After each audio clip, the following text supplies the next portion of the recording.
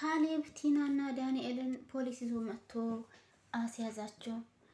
ከዚህ በላይ መታገስ ያለብኝ አይመስለኝም። እስከ ዛሬም በህይወቴ ላይ ስትጫወትብኝ የነበረው ብዙ ነገሮችን ሳላውቅ ኖሯል። አሁን ግን አትጫወትብኝም። ከዚህ ከቤት ውስጥ መነቃቅሬ ነው የማስወጣቸው። እሷንም ሆነች ወንድሜ ነው እያለች ውሽማዋን ይዛ የመኝታ ቤቴ ስትጫወት የነበረችዋን ልጅማ እኔ ጋር አብራ ልትኖር አትችልም በማለት ፖሊስ አምጥቶ እንግዲህ አስወስዷቸዋል ማለት ነው። ቲናም እየተቀለበለበች ምንም ያጠፋሁት ነገር የለም፣ ለምንድን ነው እንደዚህ አይነት ውሳኔ የምትወስነው እያለ ካሌብን ትለማመጣለች። ብትለማመጥም ግን በጭራሽ ሊሰማት አልቻለም። እሱ ባይኑ ያየውን ነገር ማመን አቅቶታል። እስከ ዛሬ ማንም ሰው ሲያወራው አልሰማም እምቢ ብሎ ልክ እንደ ሴት ሆኖ ልብሱን ለብሶ መጥቶ በደንብ አድርጎ ሁሉንም ነገር አጣርቷል። ካጣራ በኋላም ከባድ እርምጃ መውሰዱ ምንድን ነው ፖሊስ አምጥቶ ቲናና ዳንኤልን ማስያዙ ነው። ይህ ማለት ለቲና ከባድ ዜና ነው። ምክንያቱም እሷ ይህንን ቤት ቶሎ ብላ በስሟ ማዞር ትፈልግ ነበር። ካሌብም እንግዲህ ለስራ ፊልድ ወጣሁኝ ብሎ እሷን ቤት ውስጥ አዘናግቶ ልክ ሴት መስሎ መጥቶ እንደዚህ በአይኑ ማየቱ በጣም ደስ ይላል። እሷ ባላሰበችው መንገድ እሷ ያሰበችው ቤቱን በራሴ ስም አዞራለሁ፣ ከዛ በኋላ ከዳንኤል ጋር ፏ ብዬ እኖራለሁ ነበር። እሷ እንዳሰበችው ሳይሆን ግን ካሌብ እንዳሰበው ስለሆነ ሁሉንም ነገር ይፋ ሆኖለት አሁን ላይ ደግሞ ምንም አይነት ጥርጥር የሌለው ከዛ ከቤት ውስጥ እንደሚያስወጣቸውም ወስኗል። አባትየው ግን ቆይ ልጄ ትንሽ ተረጋጋ፣ ነገሮችን እንዳታበላሽ፣ ሁሉም ነገር ቀስ በቀስ ነው የሚስተካከለው። እስከዛሬም ቢሆን እኔ ነግሬህ ነበር፣ አንተ ማመን አቃተህ እንጂ አሁንሳ በደንብ ተረዳህ አይደል? በአይነ ስታይ ይለዋል። ካሌብም እንደ አባዬ ከዚህ በላይ እንዴት እረዳለሁ? አሁንማ ጭራሽ አልጋይ ላይ ተኝተው ራሱ ሳያቸው የሆነ ነገር በላቸው ይለኛል እያለም ለአባቱ ሲያወራው፣ አባትየው ግን ተው ልጄ እንዳትሳሳት፣ እንደዛ ማድረግ የለብህም እያለ እየመከረው ነው። ካሌብ መረጋጋት እንዳለበትም ወስኗል። ሁሉንም ነገር ግን በአይኑ ስላየ አባትየውና ትሁት በጣም ደስ ብሏቸዋል። ትሁት ለብዙ ጊዜ ነገር ታቀጣጥሪያለሽ፣ አባትየውም ይረሳል፣ የኔ ባልም ካሌብ አያምንሽም አይሰማሽም እያለችም ቲና ትሁትን ስትላት ነበር። ትሁትም ትሰሚኛለሽ፣ አንድ ቀን ሁሉንም ነገር ያወቁ ግን መጨረሻሽ ምን እንደሚሆን ግን በጣም ያሳስበኛል። አባዬም ቢሆን ያሁኑን እንጂ የበፊቱን እንጂ ያሁኑን አልረሳም፣ ስለዚህ ይረሳዋል እያልሽ ብዙም አትደሰቺ፣ አባዬ ማስታወስ ጀምሯል እያለቻት ነው። ሰላም ሰላም! ውድና የተከበራችሁ የቻናሌ ቤተሰቦች እንዴት ናችሁልኝ? ሰላም ናችሁ ወይ? እኔ ደህና ነኝ አልሐምዱሊላ። እንዴት ተለመደው ወደ ቻናሌ በአዲስ ቪዲዮ ተከስቻለሁ። ቤተሰብ ቆይታችሁ ከኔ ጋር ይሁን። እንግዲህ የግፈኛዋ ሚስትና የሰራተኛዋ ፍጥጫ ከሚለው ድራማ ነው እየመጣሁላችሁ። እንዳወቃችሁት እንዳያችሁት እንግዲህ ካሌብ ቲናና ዳንኤልን በአይኑ በደንብ አድርጎ ስላያቸው እስከ ዛሬ በህይወቱ ላይ ምን ያክል ስትጫወትበት እንደነበረ ስለተረዳ አሁን የመጨረሻ ውሳኔ ወስኗል።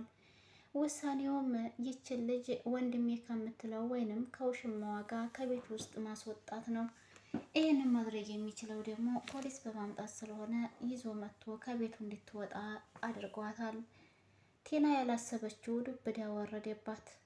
በተደጋጋሚ ትሁትን ከዛ ከቤት እሷን ማስወገድ አለብኝ፣ እሷን ካላስወገድኩኝ በጭራሽ የማስባቸው ስራዎች በሙሉ አይሳኩልኝም እያለች ለዳንኤል ስትነግረው ነበር።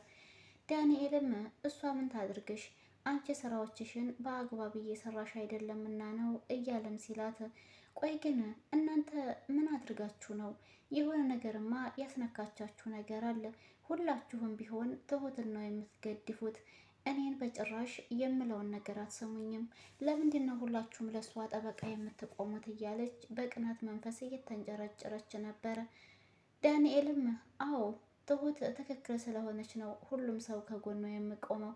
አንቺ እኮ ነገሮችን አስተካክላለሁ ትይና መጨረሻ ግን ታበላሸዋቸዋለሽ። እስኪ ንገሪኝ፣ የትኛውን ነገር ነው በስትክክል ጀምረሽ የጨረሽው? እያለ ከዳንኤል ጋር ግብ ግብ ይፈጥራሉ። ዳንኤልም እንግዲህ እሷን የቀረባት ለገንዘብ ብሎ ነበር። ሌላ ፍቅረኛ አለችው። ጓደኞች ጋር ልሂድ እያለ ቲናን እያታለላት እሷ ካሌብን እንደምታታልለው እሱም ደግሞ እያታለላት ጓደኞች ጋር ሊሄድ ነው ፍቀጅልኝ እያለ ያው እንግዲህ ፍቅረኛው ጋር እየደረሰ ይመለስ ነበረ። ቲና በዛ ሰዓት በቅናት ትንጨረጨራለች። ሴት ባወራ ቁጥርም ሁልጊዜ ማን የደወለው እያለች ትቆጣጠረዋለች። እና አንቺ ሁልጊዜ ሴት ባወራሁ ቁጥር ለምንድን ነው ማናት የምትይው? እያንዳንዱን ነገር ማወቅ አለብሽ ወይ እያለም ሲጠይቃት ነበር። ቲናም አዎ በጣም ስለምወድህ ስለማፈቅረ ባሌ ስለሆንክ ልቆጣጠርህ ግድ ነው። ለምንድን ነው እንደዚህ አይነት መልስ የምትመልስልኝ? የሚል መልስ ነበር የመለሰችለት። ዳንኤል እባክሽና አሁንስ በጣም ነው የሰለቸሽኝ፣ በጣም ነው እያናድርሽኝ ያለሽው። ስልክ ማውራት አልችልም ወይ? ታፍኔ አንቺ ጋር መቀመጥ አለብኝ ወይ? ወጣ እያልኩኝ አንዳንድ ጊዜ ጓደኞች ጋር እየተዝናናሁ መመለስ እፈልጋለሁኝ ብሎታል ማለት ነው ብሏታል። ቲናም ዳንኤልን አንዳንድ ጊዜ ፍቅረኛ ሁላ አትመስለኝም፣ በጭራሽ የምልህን ነገር እኮ አትሰማኝም ትለዋለች። ዳንኤልም እኔም እኮ እመክርሽን ምክር ስለማትሰሚኝ ሰው ሁላ አትመስለኝም ብሎ ትቷት ተነስቶ ካጠገቧ ይሄዳል። የዚህ ጊዜ ቲና በጣም ትናደድና ካሌብ ባለበት ነበረ ቲና የካሌብን አባት ማስወገድ አለብኝ መግደል አለብኝ እያለች ለዳንኤል ስታወራ የነበረው። ዳንኤልም አንቺ ሴትዮ ሁል ጊዜ ስለ መግደል ብቻ ነው የምታወሪው፣ ለምንድን ነው እንደዚህ የምትሆኘው ብሎ ተናዶ ትቷት ይሄዳል። ካሌብም ለትሁት አፏን ሞልታ እኮ አባቴን እገለዋለሁ እያለች ነው የምታወራው እያለ ሲላትም ትሁትም ባክን እሷን ተዋት፣ ወሬ ብቻ ነው እንጂ ተግባር የላትም። አባዬማ ዛሬ በደንብ አድርጎ ነው ያንጨረጨራቸው። ይገባቸዋል። ሰው ፊት ነው አይሉ፣ ሰው አለ ሰው የለም አይሉ፣ እንደፈለጋቸው ይላላጣሉ። ይሄ ራሱ ሲያንሳቸው ነው እያለች ነው ትሁት። ካሌብም ትሁት ወሬ ብቻ ነው እንጂ ተግባር የላትም ባለችው መልስ ላይ ለምንድን ነው እንደዚህ የምትየው ትሁት? ቢሆንስ እንዴት አባቴን እገለዋለሁ ብላ ታስባለች? በሀሳቧ ስለምን አሰበችው የሚል ንግግር ሲናገር ትሁት በሀሳብማ ቢሆን ይህንን ጊዜ ቤቱንም ሁሉንም ሀብቴ እናንተን ወስዳ ከዳንኤል ጋር ህይወቷን ጀምራ ነበር። ሀሳብ ወሬና መንገድ አይከለከልም እንደሚባለው ማለት ነው። ትሁት ታስባለች፣ ቲና ታስባለች፣ ትመኛለች እንጂ ምንም ነገር የሚሳካላት ልጅ አይደለችም። ዳንኤልም ሁል ጊዜ ጭቅጭቁ ትጀምሪያለሽ አትጨርሽም፣ ቀስ ብለሽ ተረጋግተሽ ነገሮችን ለማስተካከል ሞክሪ ስልሽ በጭራሽ የምትሰሚ ሰው አይደለሽም። ለዛም ነው ሁሉም ነገር የሚበላሸው። ስራዎችንም ስትሰሪ እኔን አታማክሬኝም፣ በራስሽ ሀሳብ ብቻ ነው የምታስቢውና እነዛን ነገሮች የምትጀምሪው እያለ ይላታል። ቲናም ደግሞ ለአንተ ብዬ ነው እንደዚህ እየሆንክ ያለሁት፣ አንተ ግን መቼ ነው እኔን የምትረዳኝ? ትለዋለች። ካሌብ አባቱ ቲናና ዳንኤልን ስላስደነገጣቸው አባዬ ግን ምን እያደረክ ነው ያለኸው? እንዴት እንደዚህ ታደርጋለህ? ብሎ በሚጠይቀውም ጊዜ አባትየው ምን አደርጋለሁ ምን እላቸዋለሁኝ ይለዋል። ካሌብ ወንድሜን እንደዚህ የተናገርከው ለምንድን ነው ብትለውስ ነው የምትለው? ምክንያቱም ያለው ማለት ነው መኝታ ክላስ አባወራ ባለትዳር አልጋ ላይ ማለት ነው ባለትዳር አልጋ ላይ ለምንድን ነው የተኛኸው? እንዴት የባለትዳር አልጋ ላይ ትተኛለህ? ብሎ የካሌብ አባት ዳንኤልን ስለገለመጠው በዚህ ሰዓት በጣም ነበር የደነገጡት ማለት ነው። እንግዲህ እንዴት እንደዚህ ይለኛል ብሎኝ የማያውቀውን እያለ ዳንኤልም እያብሰለሰለ ነበርና ተጠራጥሮኝ ሊሆን ይችላል ይህንን ቃል የተጠቀመው እንጂ በጭራሽ አይናገርም ነበር እያለ ለቲና ሲነግራት ቲና ሁል ጊዜም እሷ መረታት ስለማትፈልግ ውይ አንተ ደግሞ ቢያውቅ ኖሮ ቢጠረጥር ኖሮ ሲጀመር ዝም የምልን ይመስልሃል እንዴ? የሚል መልስ ነው ሁሌም የምትመልስለት። እና ካሌብ እንግዲህ አባትየው ይሄን ስለተናገረ በጣም ደንግጧል።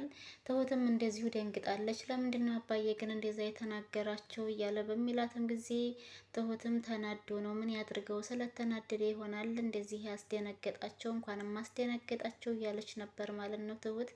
አዎ እሷማ በጣም ደስ ብሏታል ቲናን እንደዚህ ስላስደነገጣት አባትየው ከነ ዳኒ ማለት ነው ዳንኤል እና ቲናን። ስላስደነገጣቸው በጣም ነው የተደሰቱት። በተለይ ዳኒ ያለበት ነው የጠፋው። እንዴት ባለትዳር አልጋ ላይ ትተኛለህ? በጣም ነው የምታሳዝኑት፣ በጣም ብሎ ትቷቸው ሲሄድ እንግዲህ እጅግ በጣም መሬቱ ተሰንጥቆ አይወጣቸው ነው የሆኑት። ሁለቱም ደንግጠዋል፣ ተደናግጠዋል ማለት ነው። ዳንኤል ትሁትን ኪችን ድረስ በመሄድ ይቅርታ ጠየቃት። ግን አንዳንድ የምትናገሩት ነገር ጭንቅላቴን ልክ በመዶሻ የተመታው ያህል እየተሰማኝ ነው። ለምንድን ነው እንደዚህ አይነት ንግግሮችን የምትናገሩት? እያለ ትሁትን ይጠይቃታል። ቲና ለካሌብ አባት ካሌብ ቼት እያደረገብኝ እንደሆነ ሰምቻለሁ የሚል ወሬ እያወራችሁ ነው። የካሌብ አባትም ከልቡ ክትክት ብሎ እየሳቀ ነው። አይ ቲና እማታመጪ የለሽ ደግሞ በዚህ መንገድ መጣሽ። ቤተሰብ ለማንኛውም በዚህ ድረስ ይበቃናል። እስኪ በቀጣይ ክፍል ደግሞ ምን ይፈጠር ይሆን የሚለውን ካሌብ እንደው መኝታ ክላስ ገብቶ በዛ በያዘው ቢላዋ ውግት ባደረጋቸው ብዬ ፈርቻለሁ። እናንተስ አልፈራችሁም ጋይስ?